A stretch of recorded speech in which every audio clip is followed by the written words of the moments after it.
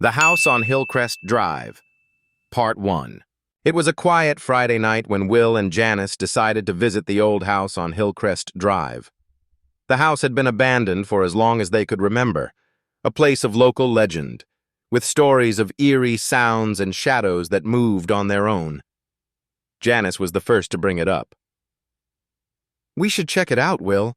I mean, it's been empty for years. What's the worst that could happen?" She was always the braver one, the kind to take risks just to see what would happen next. Will hesitated. "I don't know, Janice. There's something off about that place." But Janice wasn't going to back down. "We've always been curious about it. Why not go now?"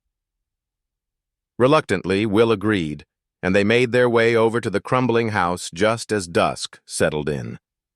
The street was eerily empty, and the windows of the house stared back at them like hollow eyes. The gate creaked as they pushed it open, the sound unnaturally loud in the silence of the neighborhood. Inside, the air was thick with dust. The floorboards creaked underfoot, and there was a strange, musty smell that lingered in every corner.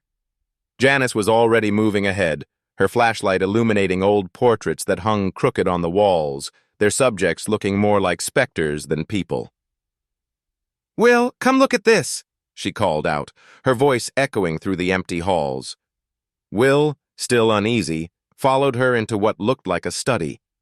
The room was filled with old books and furniture, but there, in the middle of the room, was a large, ornate mirror.